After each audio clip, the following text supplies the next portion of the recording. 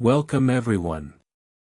Today we travel back to one of the darkest chapters in human history, a time when a terrible disease swept across the known world and changed Europe forever. This is the story of the Black Death. Imagine waking up one morning feeling fine. By evening, you have a fever. By the next day, painful black swellings have appeared under your arms and on your neck. Within a week, you are gone. This was the reality for millions of people in the 14th century. To understand how this happened, we need to go back to the beginning. The year is 1347. Europe is a busy, crowded place. Cities are growing. Trade is expanding. Ships carry goods across the Mediterranean Sea from port to port. Life is hard, but people are hopeful. Then, in the autumn of 1347, 12 Genoese trading ships arrived at the port of Messina in Sicily. The people who came to greet the ships were met with a terrible sight. Most of the sailors on board were already dead. The ones still alive were covered in black, oozing swellings the size of eggs. They were burning with fever and could barely speak. The port authorities ordered the ships to leave immediately. But it was already too late. The disease had arrived in Europe. And it would not stop until it had touched nearly every corner of the continent. So what exactly was this disease? We now know it as bubonic plague, caused by a bacterium called Yersinia pestis. It was carried by fleas that lived on rats. When infected fleas bit humans, they passed the bacteria into the bloodstream. The results were horrifying and fast.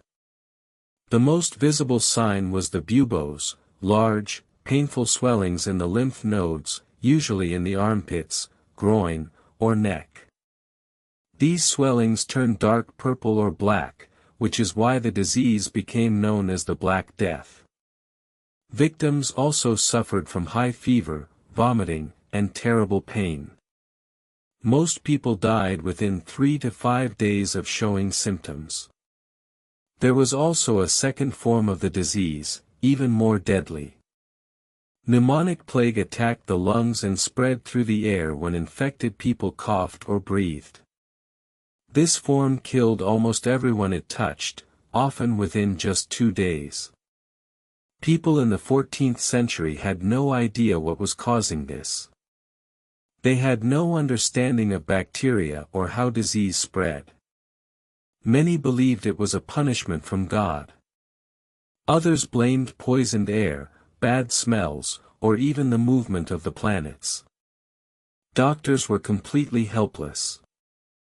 They tried everything, burning herbs to clean the air, draining the swellings, applying hot poultices. Nothing worked. Many doctors refused to see patients at all, too afraid for their own lives. Those who did try to help often died themselves.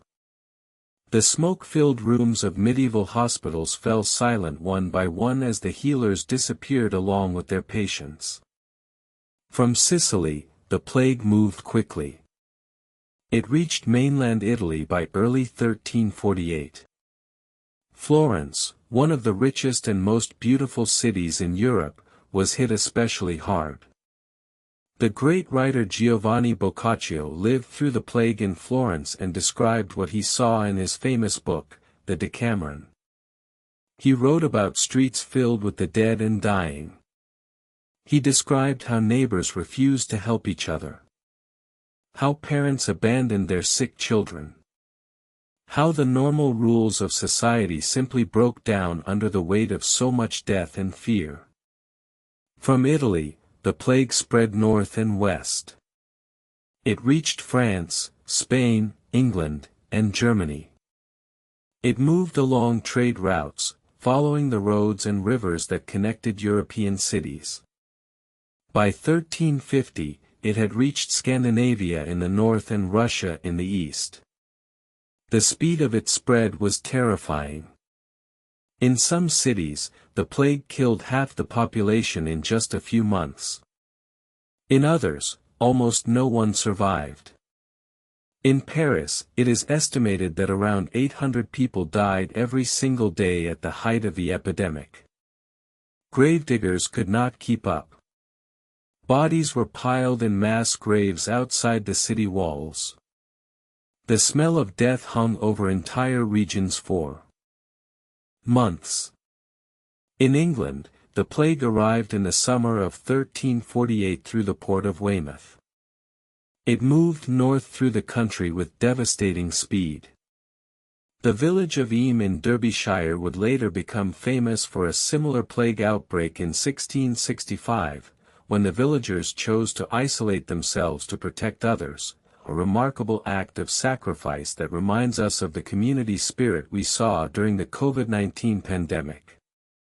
This reminds us that even today, when a new disease appears, communities face the same difficult choices, between self-protection and protecting others.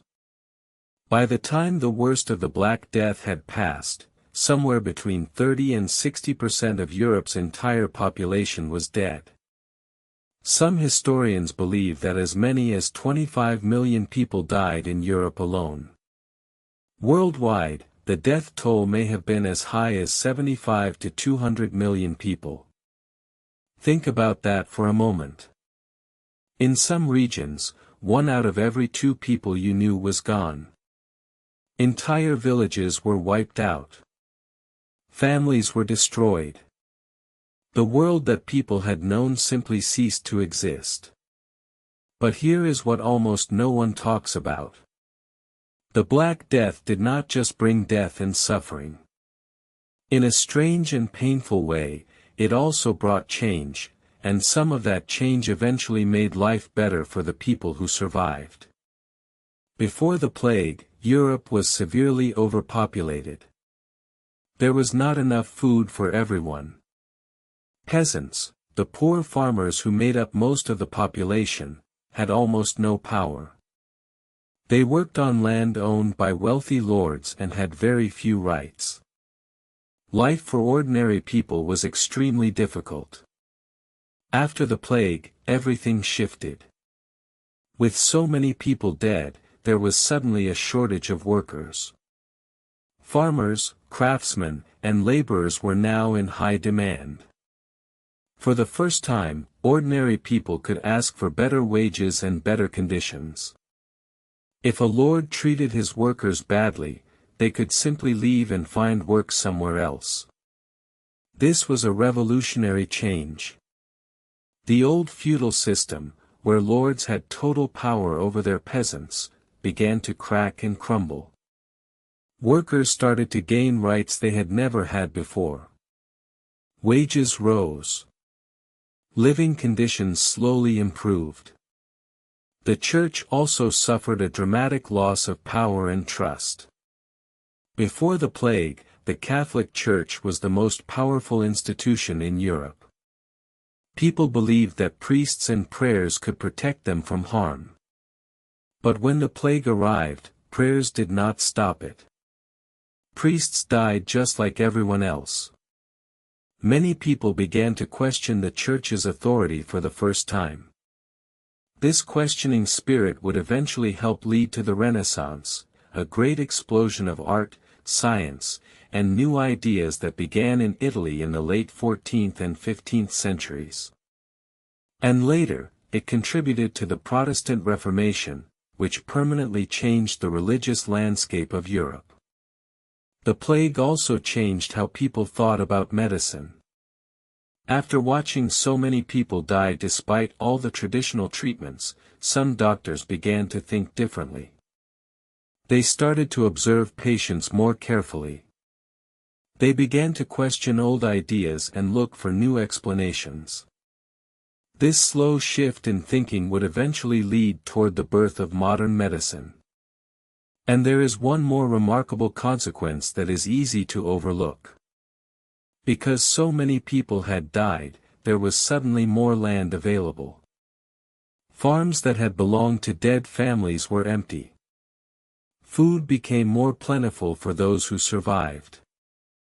The terrible irony of the Black Death is that the survivors, in many ways, lived better lives than people had lived before the plague.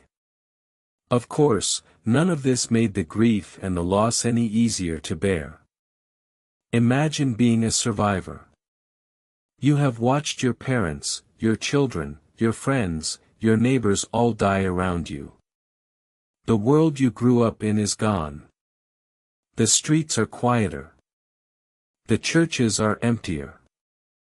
Everywhere you look, there are reminders of the people who are no longer there. People dealt with this grief in very different ways. Some turned to religion with even greater intensity, joining flagellant movements, groups of people who would walk through towns whipping themselves as a form of punishment, believing that extreme suffering would please God and stop the plague. Others went in the opposite direction. Knowing that death could come at any moment, they decided to enjoy life as fully as possible. They spent money, held parties, and refused to think about tomorrow. And some people looked for someone to blame. Tragically, Jewish communities across Europe were accused of causing the plague by poisoning wells. This was completely false, but fear and grief can make people look for simple explanations. Thousands of Jewish people were killed in violent attacks across Germany, France, and other parts of Europe. It is one of the darkest aspects of this already dark period. The Black Death eventually faded, but the plague did not disappear entirely. It returned again and again over the following centuries, though never with quite the same devastating force as that first great wave of 1347 to 1353. Europe slowly rebuilt itself. New generations were born. Cities grew again. Trade resumed. But the world that emerged from the shadow of the Black Death was fundamentally different from the world that had existed before it. Artists began to paint differently, with more emotion, more humanity, more focus on individual people and their feelings. Writers began to explore new ideas. Scientists began to ask new questions.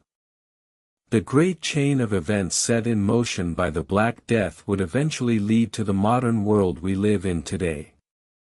So what does this terrible chapter in history teach us about human nature? It teaches us that human beings are capable of extraordinary cruelty when they are afraid, blaming innocent people, abandoning the sick, thinking only of themselves. We saw this during the Black Death, and we have seen it in other crises throughout history. But it also teaches us something more hopeful. Even in the darkest times, there were people who showed courage and compassion. Doctors who kept treating patients even when they knew the risk. Priests who stayed with the dying when they could have run. Neighbors who helped each other when the world seemed to be ending. And it teaches us that even the most devastating events can lead to unexpected change. The Black Death destroyed a world, but from the ruins of that world, something new and eventually better was built. History does not move in straight lines. It moves in waves, moments of terrible destruction followed by periods of rebuilding and renewal. The Black Death is perhaps the most powerful example of this truth that human history has ever produced. When we look at the challenges of our own time, new diseases, climate change, political conflict, we can remember the people of the 14th century. They faced something almost unimaginable. Many of them did not survive. But humanity did. And it came back stronger, more questioning, more creative, and more determined than before. That is the lesson of the Black Death. Not just a story of death and suffering, but a story of resilience, of the human capacity to endure, to adapt, and to find a way forward even when the path seems completely dark.